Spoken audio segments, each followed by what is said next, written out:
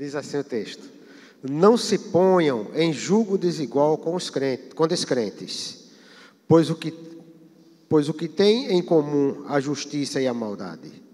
Ou que comunhão pode ter luz com as trevas? Que harmonia entre Cristo e Belial?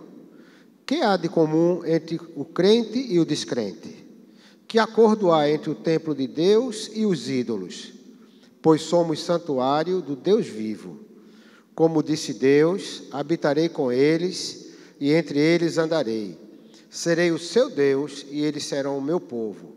Portanto, saiam do meio deles e separem-se, diz o Senhor. Não toquem em coisas impuras e eu os receberei. E serei o seu pai, vocês serão meus filhos e minhas filhas, diz o Senhor Todo-Poderoso. Palavra do Senhor, demos graças a Deus.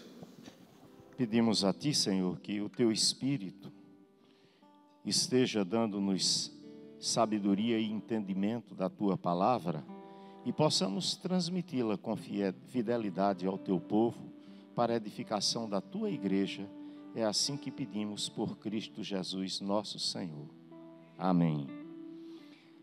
O apóstolo Paulo estava escrevendo à igreja de Corinto e esta carta, a segunda carta de Paulo aos Coríntios, tem um tom de orientação e, ao mesmo tempo, de exortação a esta igreja. A igreja de Corinto é uma igreja que vive numa cidade dominada pelo paganismo. Tanto o paganismo ainda cultural grego, como também o paganismo similar romano que estava sendo implantado em todo o domínio do império. E, desta forma, os costumes pagãos, as festas pagãs, a forma de viver dos pagãos, estava muitas vezes sendo participada pelos membros da igreja de Corinto. Era aquele crente que, às vezes, brincando, a gente chama o crente Raimundo, um pé na igreja e outra no mundo.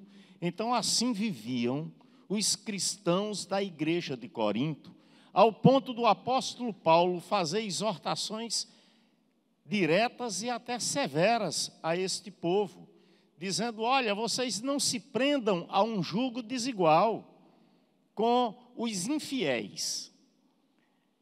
Ou seja, vocês não se comportem da mesma forma que se comportam os infiéis. Porque que comunhão pode ter a justiça com a injustiça, as trevas com a luz? Não pode haver comunhão.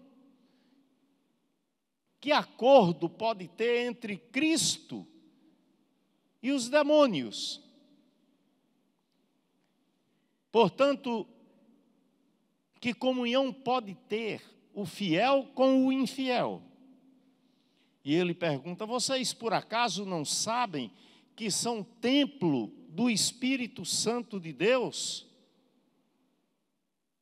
E como pode haver comunhão do templo do Espírito de Deus com os ídolos?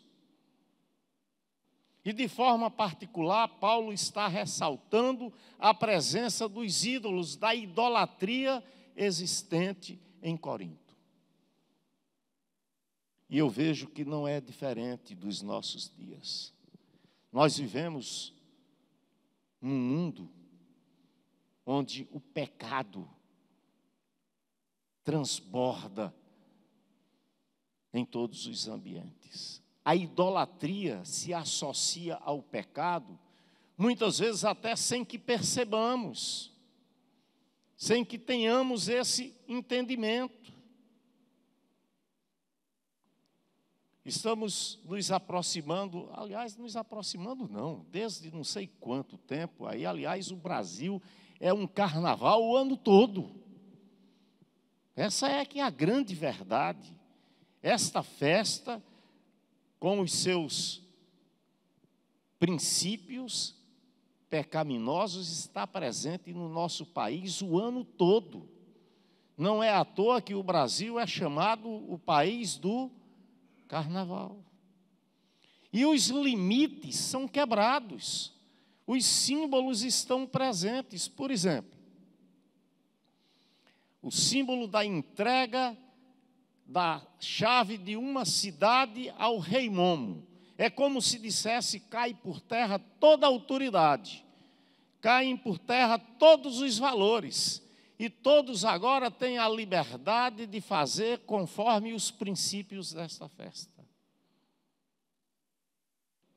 Se olharmos os bailes, as troças, os blocos, as escolas de samba, qualquer manifestação desta festa, nós podemos perguntar: que Deus domina essa festa?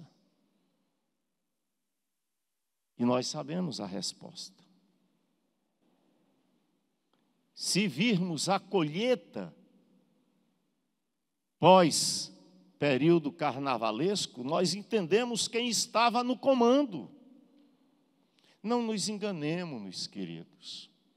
O príncipe deste mundo orquestra o pecado no coração, nas mentes, de diversas formas, trazendo saudosismo por festas inocentes, mas ao mesmo tempo introduzindo estas pessoas nas festas atuais, despertando sensualidade, desejos, um consumo desenfreado de bebidas, drogas, e depois nós vamos ver muitos jovens iniciados nas drogas no período de carnaval. Muita gravidez indesejada após o carnaval se constata. Muitas famílias destruídas, muitos sonhos de famílias consumidos também nessa festa. E depois, às vezes, até perguntamos inocentemente: e o que é que tem de mais? Não nos apercebemos a malignidade com que as coisas estão sendo orquestradas, não apenas no carnaval, mas ao longo do ano inteiro, porque essa festa, nesse sentido, dura o ano inteiro. E o Senhor diz: apartai-vos, apartai-vos.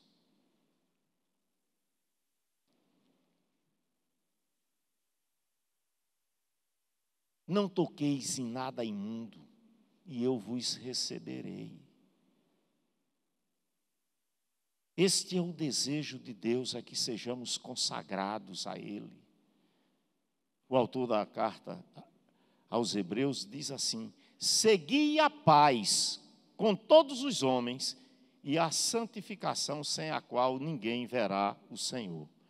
Parece que não participarmos das coisas do mundo tem o significado de quebrarmos o relacionamento com todos, quando na realidade devemos buscar a paz com todos os homens, mas não ao preço da negação da nossa fé.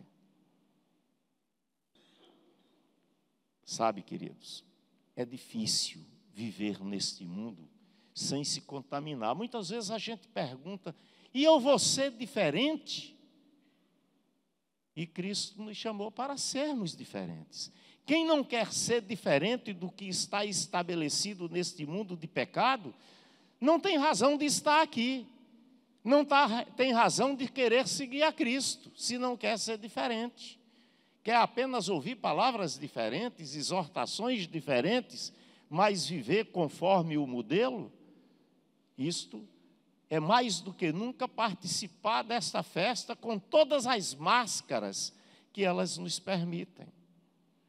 E há muito cristão que, para participar desta festa, sem ser notado, muitas vezes usam fantasias e máscaras. Mas usam máscaras também quando vêm ao templo. E aí usam máscaras de cristãos bem comportados. E há uma necessidade de que as nossas máscaras sejam retiradas. Eu fico pensando em Cristo, quando estava se aproximando o momento em que ele ia morrer. Ele sabia que depois haveria de ressuscitar, vencer a morte e tudo, mas também haveria de voltar ao Pai, e fisicamente já não estaria mais com os seus discípulos, conosco. E ele fez uma oração pelos seus discípulos, entre os quais nos incluiu. E ele próprio diz, não apenas por esses, mas por todos aqueles que vierem a crer em mim por intermédio deles. É assim que ele nos incluiu na sua oração.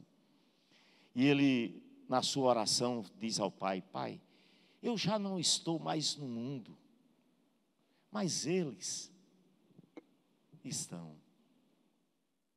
Eu vou para ti, mas, Pai Santo, guarda-os em teu nome, aqueles que me deste, para que sejam um assim como nós somos. E depois ele diz assim, dei-lhes a tua palavra, e o mundo os odiou, porque não são do mundo, assim como eu não sou do mundo. Você entende isto? Cristo nos resgatou do mundo, e aí a palavra mundo tem o significado deste mundo corrompido pelo pecado, esse mundo dominado pelo inimigo, o príncipe deste mundo. É este mundo que Paulo diz, jaz no maligno, está morto no maligno. Mas ele diz, dei-lhes a tua palavra e o mundo os odiou, porque não são do mundo, assim como eu não sou do mundo. E então Cristo diz, não peço que os tires do mundo, mas que os livre do mal. Não são do mundo como eu do mundo não sou. E então Cristo traz a palavra, que explica como podemos ser preservados estando no mundo e não se contaminando pelo mundo. E a palavra que ele continua é o pedido que ele faz ao Pai, dizendo, santifica-os na tua verdade. A tua palavra é a verdade. Santifica-os. Ou seja, é pela santificação. Sem esta, ninguém verá a Deus. Cristo está pedindo para sermos santos, e tem gente que diz, mas eu não sou santo. Então, filhos, você está no caminho errado. Se você não deseja ser santo, vá logo para a bagaceira, pelo menos você tira algum proveito aqui, já que depois não vai tirar.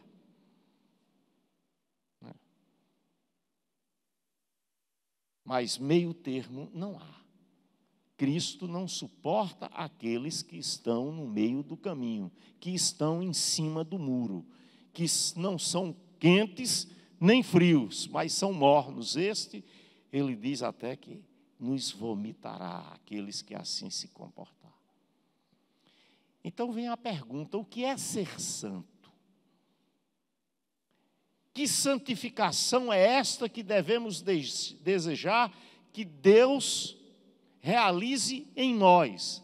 Não somos nós, não temos esta capacidade de nos tornarmos santos. É Deus que nos transforma pelo seu Espírito. No Velho Testamento, essa palavra, tem origem num conceito primitivo para descrever muitas coisas, muitas pessoas, muitas atividades consagradas a Deus. Então, tudo que era separado nesse sentido e consagrado para o uso no culto a Deus, era chamado de santos. Os sacerdotes eram um povo santo no sentido de ser separado para o culto. Os utensílios que eram usados, eram consagrados a Deus, portanto, separados especificamente para o culto. Então, tinham os vasos sagrados, e assim por diante. Ainda hoje existe esse significado. Eu vejo, por exemplo, alguns músicos que dizem: eu consagrei este meu violão ao Senhor e eu só uso este violão para a adoração, para o louvor a Deus. Isto é uma forma de consagração, e esse nome santo aí tem esse sentido de separado, de consagrado, né? Mas nós temos ouvido muito falar dessa palavra, dessa frase, ser santo. Ela se torna muito comum, mas ao mesmo tempo muito estranha, principalmente nos tempos em que vivemos. As igrejas pregam sobre santidade, né? As músicas que cantamos falam sobre santidade, as orações, muitas vezes pedimos, inclusive, que o Senhor esteja nos derramando do seu Espírito, nos transformando, ou seja, nos santificando, e muitas vezes não entendemos o que significa ser santos. Quando a gente pensa nessa palavra, imediatamente nós nos imaginamos como alguém passivo, incapaz de realizar qualquer coisa, aquela passividade e tal, né? Muitas vezes, até quando pensamos em Cristo como santos, pensamos nele, né, naquela sua condição na cruz, com aquela cabeça pendurada para um lado, pelas imagens que conseguimos ver, a tristeza presente no rosto, como se santidade tivesse a ver com tristeza, tivesse a ver com passividade. Santidade, querido, significa seguir os passos de Cristo. É isto que significa, é sermos parecidos com o Senhor. E para sermos parecidos com o Senhor, só sendo transformados. Esta transformação que nos faz profetas de Deus nos dias de hoje, anunciarmos a vontade de Deus para um povo que Deus criou. Ser santo, portanto, é, acima de tudo, viver e proclamar as boas novas de Cristo Jesus. O apóstolo Paulo, escrevendo à igreja, ele diz o seguinte: a exemplo da santidade daquele que vos chamou, sede também vós santos em todas as vossas ações, pois está escrito: sede santos, porque eu sou santo.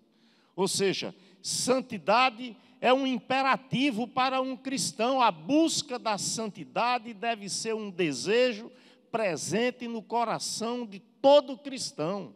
Nós fomos criados por Deus e Ele deseja que sejamos seus imitadores. Sede santos, porque eu sou santo. Jesus Cristo veio para nos ser referência dos filhos que Deus desejava ter em nós. É o primeiro de muitos filhos. Ele veio para nos resgatar, mas também para nos ser por modelo. É olhando para Cristo que devemos nos comportar, desejando seguir e imitá-lo. Então, Pedro diz que a exemplo da santidade daquele que vos chamou, numa referência a Cristo. É Ele que nos convidou para segui-lo. Então devemos também imitá-lo, devemos seguir o seu exemplo. É claro que todos nós sabemos como é difícil ser santo num mundo onde o convite ao pecado está presente em todos os lugares, a partir das nossas casas. Porque o inimigo nosso, o inimigo das nossas almas é astuto, é ardiloso. E ele nos oferece muitos caminhos que nos parecem ótimos à primeira vista, nos parecem trazer felicidade e alegria permanente, mas que depois causam desastre às nossas histórias. Quando Deus nos pede santidade, Ele não está falando de nos transformarmos em pessoas isoladas que vivem 24 horas por dia, né, somente orando como os monges, né, no tempo do monastério mais forte. Não, Ele quer que, enquanto estamos vivendo, realizando as nossas atividades normais, nós façamos com isenção de princípio, de propósito, coração limpo. Nós somos templo do Espírito Santo de Deus. Portanto, como templo, devemos conduzir a nossa vida de acordo com aquilo que Deus deseja para nós. Ele deseja que as pessoas possam enxergar a presença de Cristo em nós. Cristo seja visto, mesmo quando não estamos falando nada, mesmo quando não estamos explicitamente pregando o Evangelho, mas Cristo esteja sendo percebido em nós. E isso não nos torna fracos em nossa postura, como muitos pensam, que os cristãos são os fracos. Não, nós precisamos ser muito fortes, sermos fortes para resistirmos a todas as implicações, todas as atrações que se fazem presente em cada momento da nossa vida. A grande verdade é que os cristãos têm negligenciado a santidade, têm relativizado o pecado. É bom começarmos pelo Velho Testamento sobre o sentido de santidade para entendermos que isto não é um princípio apenas dos nossos dias do cristianismo, mas Deus sempre desejou para o seu povo, né? Sempre desejou.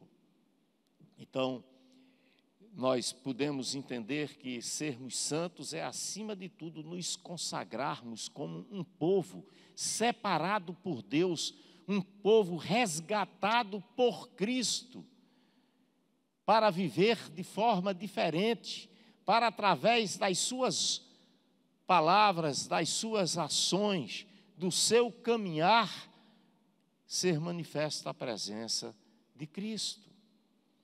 A grande questão é, onde reside a fonte da santidade? Esta é a questão. Queremos ser santos, mas aonde está esta fonte de santidade?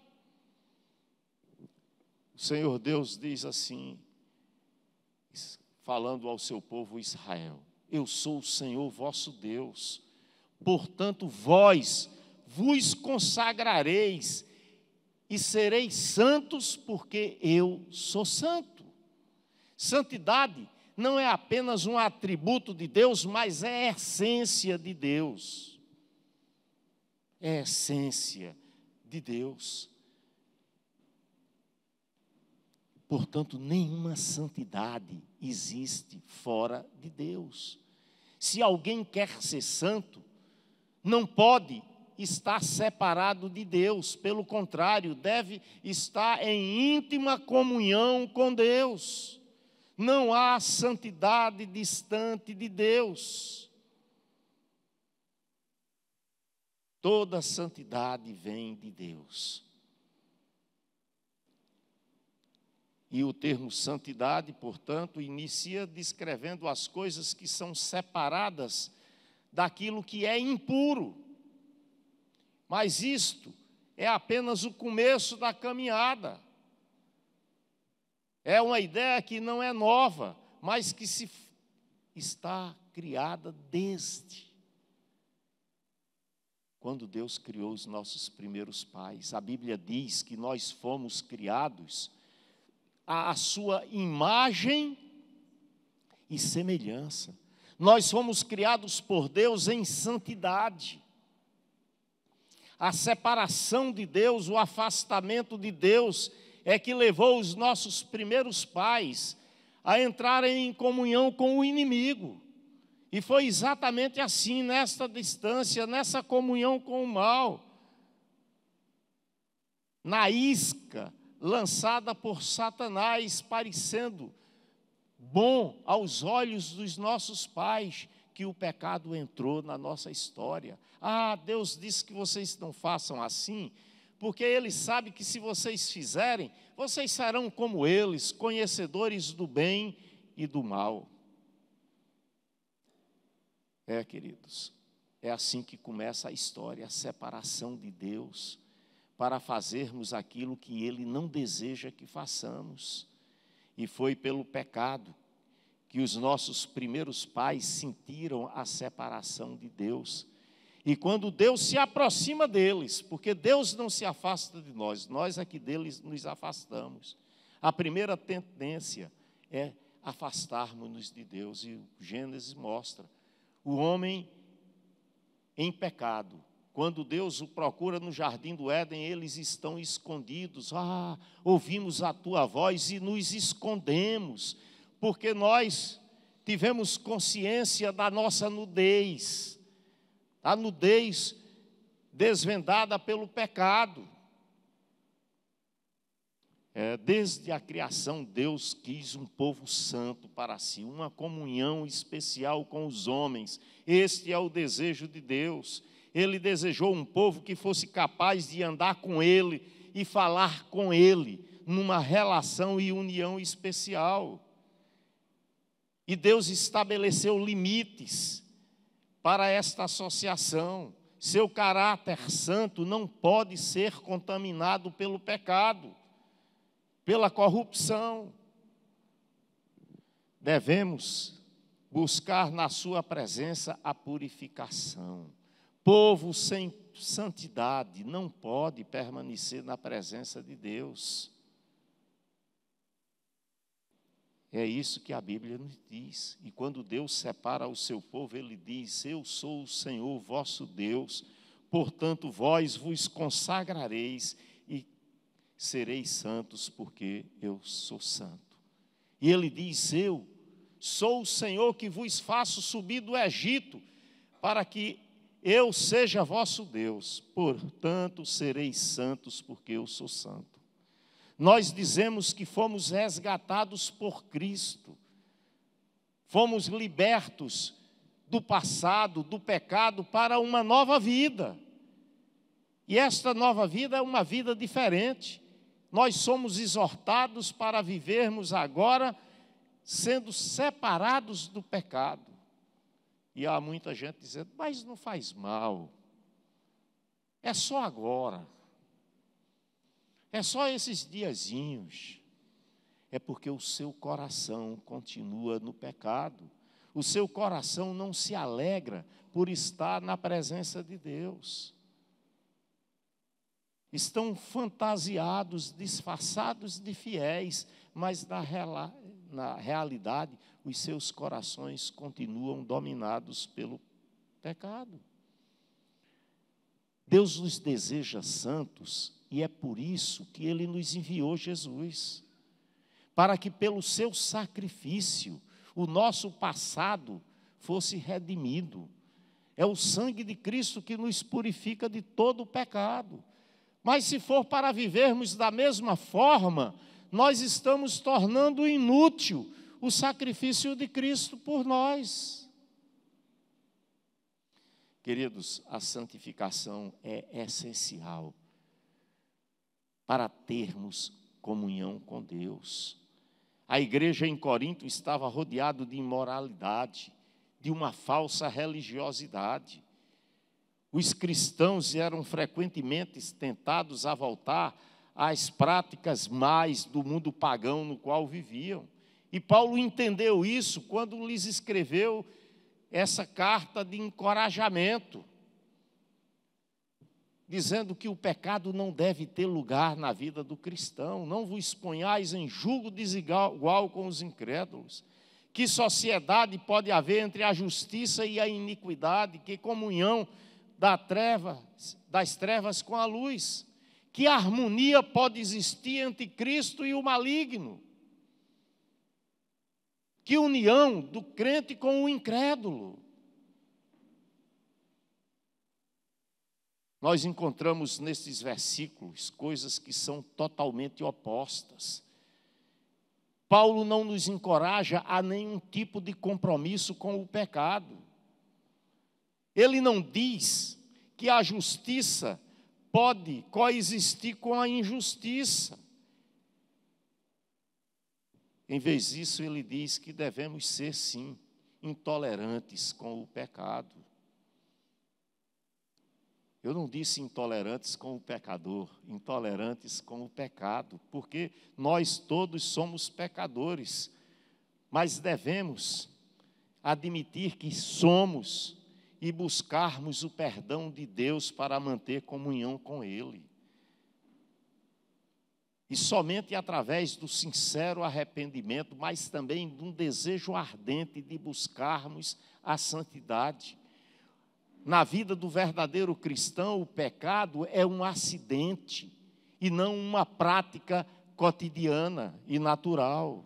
É um acidente, como somos pecadores, em alguns momentos vacilamos e pecamos, mas não desejamos continuar nesta prática. A palavra de Deus diz: aquele que se arrepende, confessa e deixa, este é o que alcança misericórdia. Tem muita gente debochando de Deus, dizendo assim: Deus é misericordioso, a gente peca e Ele perdoa. Isto é zombar de Deus. A Bíblia também nos diz que de Deus não se zomba. Aquilo que o homem semear, isto também ceifará. Nós precisamos ter consciência disso. Portanto, queridos, a nossa relação com Deus é quem determina a nossa santificação. Eu me lembro que em tempos passados, as igrejas cristãs tinham prazer em se reunir. Nesses tempos em que o mundo estava, de uma forma geral, entregue, ao maligno, com chave da porta e tudo. E as igrejas usavam esse tempo para se renovarem espiritualmente, para estarem mais intimamente ligadas a Deus, fazendo retiros espirituais, unidos nesse firme propósito de não compactuar com o que está estabelecido, se fortalecendo para lutar um ano inteiro. Há muita gente que gosta de pregar somente no carnaval, Eu não sei porquê. Eu não consigo entender esses evangelistas de carnaval que passam o ano inteiro sem evangelizar ninguém, mas quando é no carnaval querem evangelizar. Eu fico impressionado com essa disposição, sem uma preparação, sem uma orientação, Isso não significa que aqueles que assim saudavelmente se preparam não possam fazê-lo, mas fazendo apenas por um programa, quem sabe até para se manterem juntos da folia. Não estou me referindo essencialmente a todos, mas eu sei que muitas vezes acontecem com muitos esta atitude, às vezes até irresponsável, pela falta de preparação e de santificação e de busca do poder de Deus para esta atividade. Agora, o desejo básico de Deus, queridos, continua inalterado. Ele quer ter comunhão com o seu povo. Ele quer ter comunhão comigo e com vocês. Ele continua sendo um Deus puro, que não quer ter amizade com o pecado e não tem, que deseja nos separados do mal, da impureza. E para que isso não nos pareça uma tarefa desagradável de renúncia, nós temos que pensar no grande privilégio que é descrito pelo apóstolo Paulo: Deus Todo-Poderoso, o Criador do universo, o nosso Redentor, quer nos ser por Pai. Os cristãos têm, portanto, o imenso privilégio de serem chamados filhos e filhas do Deus Altíssimo. Tendo, pois, ó amados, tais promessas, diz o apóstolo Paulo, purifiquemo-nos de toda impureza, tanto da carne como do espírito, aperfeiçoando a nossa santidade no temor de Deus. Portanto, queridos, a impureza da carne, isso inclui todas as formas de imoralidade, de mundanismo, pecados sexuais, embriaguez, desonestidade, todas as demais, infidelidade, mentiras, orgias, falsidades, e todas as pessoas que praticam tais coisas não têm a permissão para entrar na eterna comunhão com Deus. É assim que diz a palavra de Deus. O verdadeiro cristão não pode continuar, né, na prática de tais coisas. Temos que nos purificar, nos limpar do mal. Nossa adoração a Deus tem que ser de acordo com a sua verdade. Sem a nossa santificação, não teremos comunhão com Deus. Tornamos inútil o sacrifício de Cristo para nós. Portanto, nós que vivemos num mundo marcado, manchado por milhares de anos pelo pecado, nós que estamos rodeados pela violência, pela pornografia, pela desonestidade, pela falsa religiosidade, nós devemos ter cuidado. Deus não pretende que nos isolemos deste mundo, mas que fujamos dos seus pecados. Cristo diz: não quero que os tire do mundo, mas que os livre do mal. Eles estão no mundo, mas não são do mundo, como eu também não sou. Nunca foi fácil viver como um povo santificado no mundo de corrupção e injustiça. Um honesto vai ter dificuldade em viver no seu trabalho, movido por princípios muitas vezes desonestos. Aquele que fala a verdade vai ter dificuldade em viver num mundo onde aqueles que lhe rodeiam mentem. É assim mesmo. Mas dificuldades não significa impossibilidades. E para que isso se torne possível, nós precisamos apenas uma coisa: morrer para o pecado. Voltamos para o que falamos sobre o batismo. O batismo tem significado de dizer que nós morremos para nós mesmos. Jesus Cristo diz que se o grão não morrer, não poderá dar fruto.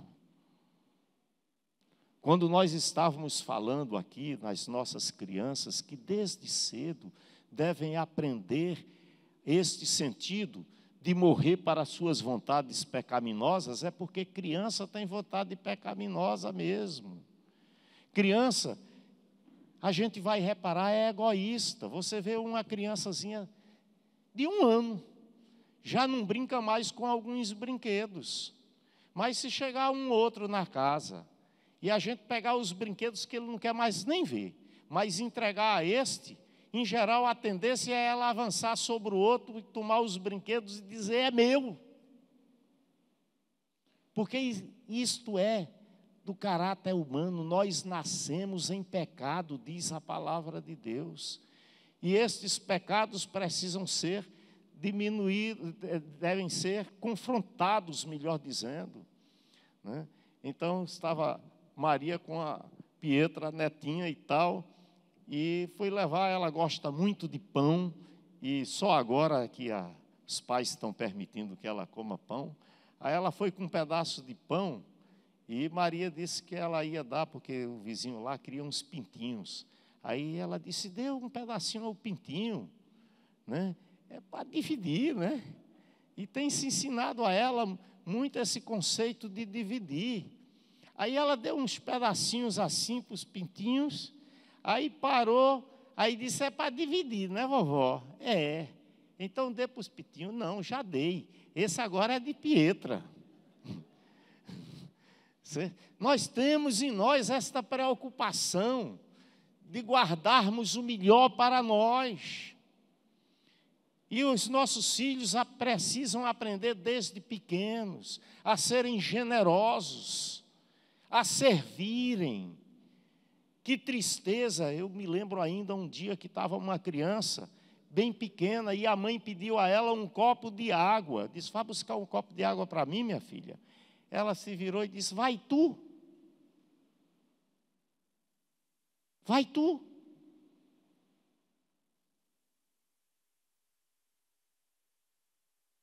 E não tem sido ensinado aos nossos filhos que nós vivemos para servir. Os nossos filhos são deuses e senhores, tudo tem que ser feito. Eu vejo com muita tristeza, muitas vezes, jovens em casa, saudáveis, com pais já um pouco cansados pela idade, principalmente mães. A pia está cheia de louça e está ali aquela turma jovem, dormindo, e a mãe na pia lavando louça, porque eles estão aprendendo a serem senhores. E ensinar filhos a ser cristãos é ensinar a filhos a serem servos e a servir com alegria. Eu acho que nós precisamos conhecer um pouco mais da palavra de Deus para entendermos que geração estamos formando.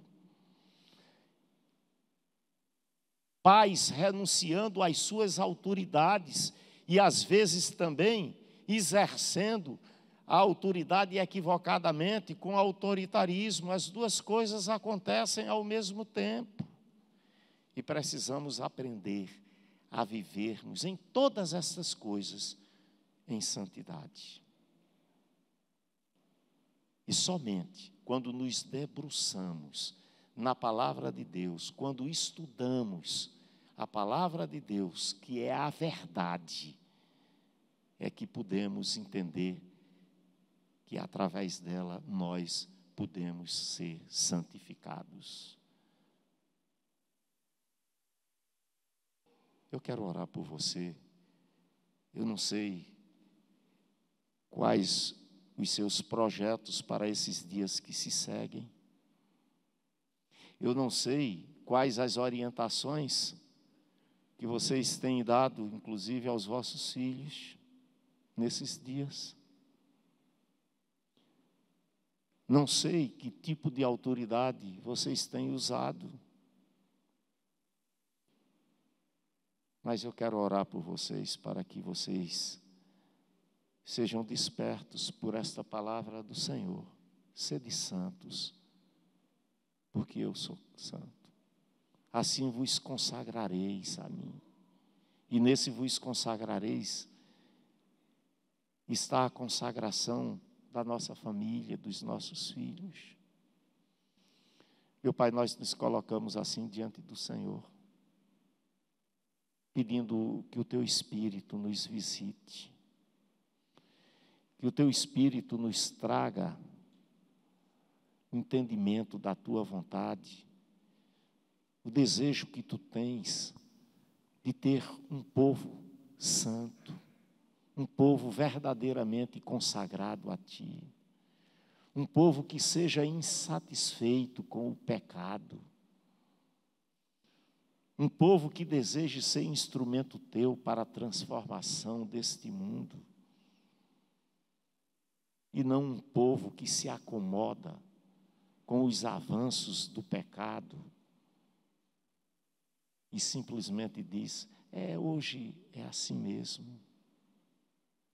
Devemos tomar a forma do mundo no qual vivemos, quando a Tua palavra diz que nós não devemos tomar a forma do mundo, pelo contrário, devemos cultuar-Te racionalmente. Meu Pai, muda a nossa história, dá-nos sabedoria para conduzirmos a nossa casa, para influenciarmos os nossos filhos, para ajudá-los também na sua própria consagração a Ti, na sua entrega.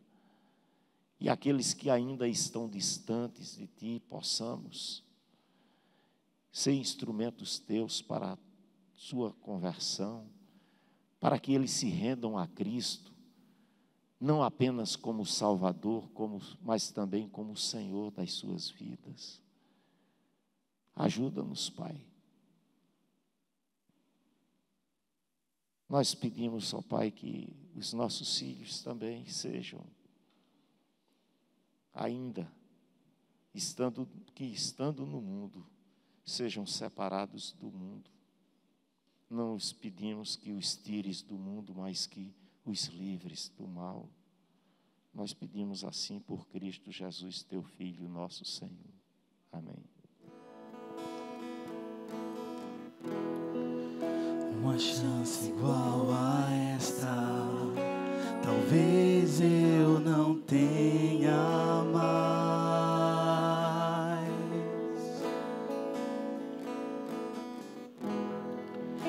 Quero estar em tua presença, nem que seja a última vez. Se tiver que gritar, eu gritarei. Se tiver que chorar, eu chorarei.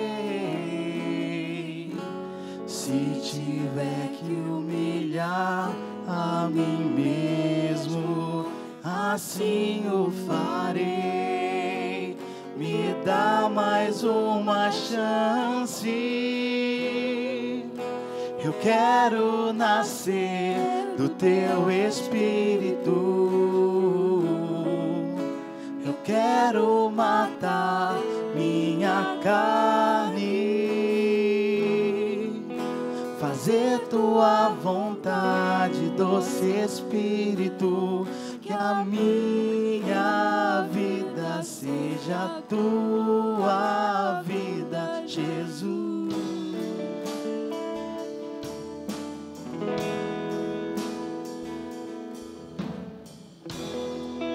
Uma chance igual a esta, talvez eu não tenha mais.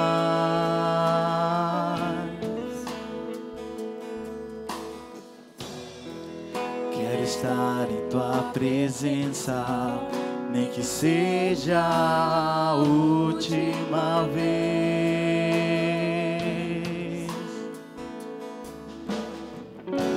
Se tiver que gritar, eu gritarei. Se tiver que chorar, eu chorarei. Se tiver que humilhar a mim mesmo, assim o farei. Me dá mais uma chance. Eu quero nascer do teu Espírito. Eu quero matar minha carne, fazer tua vontade, doce Espírito. Que a minha vida seja a tua vida, Jesus. Eu quero nascer do teu Espírito. Eu quero matar minha carne, fazer tua vontade, doce Espírito. Que a minha vida seja a tua vida, Jesus.